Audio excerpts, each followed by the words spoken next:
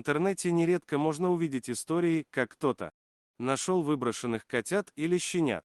Так случилось и с одним фермером из Забайкалья. Однажды рядом со своим сараем он обнаружил совершенно крохотных, еще слепых котят. Все они были, как на подбор, одной масти, пушистыми, но такими маленькими, что фермер решил, что это самые обычные котята, мама которых окатилась рядом с жильем человека, а потом по какой-то причине их покинула. Так что мужчина забрал детенышей домой. Не зная, чем помочь котятам, все-таки сидеть и кормить малышей из пипетки, так же, как и обеспечивать им обычный уход, для этого требуется много времени. Фермер обратился в Даурский заповедник. Там специалисты предложили фермеру найти обычную домашнюю кошку, у которой недавно были котята, или даже может, которая сейчас растит свое потомство, и попробовать уговорить маму принять новых кормильцев. Однако, когда работники заповедника увидели, каких именно котят нашел мужчина, они ахнули. Оказалось, что найденные котята – детеныши манула. Это очень редкий и довольно малоизученный вид кошачьих. Они не приручаются, и если в маленьком возрасте манулы довольно легко ладят с человеком, то стоит им только подрасти, как инстинкты берут свое содержание. Таких животных в доме становится невыносимым. Тем не менее, стоимость этих редких животных на черном рынке достигает нескольких сотен тысяч рублей. Желающих завести у себя дома экзотику всегда хватает, а поймать манула в природе почти невозможно.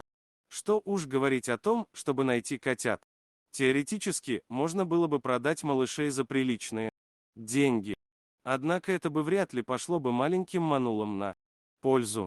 Этот вид животных хорошо себя чувствует только на воле. Поэтому фермер решил передать дорогостоящую находку заповеднику, чтобы те помогли котятам подрасти и потом выпустили бы их на волю. В заповеднике нашли для маленьких манулов кормящих кошек, и, к счастью, те приняли необычных детенышей. Чем старше становились манулы, тем более активными те становились. Когда по возрасту они уже доросли до того, чтобы жить самостоятельно, работники заповедника выпустили их на волю, надев на зверей радиоошейники. Однако с приходом зимы молодые котята столкнулись с трудностями, с которыми они были не готовы. В какой-то момент они даже все сбросили свои ошейники. И когда люди снова их нашли, котята были изрядно отощавшими. Манулов снова забрали в помещение, позволив им провести свою первую зиму, постепенно адаптируясь к диким условиям, а с приближением весны, когда дикие коты уже окрепли и научились лучше охотиться, отпустили их снова. После этого манулы приспособились к дикой жизни намного лучше. И сейчас они отлично себя чувствуют, живя в естественной для них среде. Дорогие друзья, если вам понравилось видео, поставьте лайк, а также подписывайтесь на канал, где найдете еще много интересного.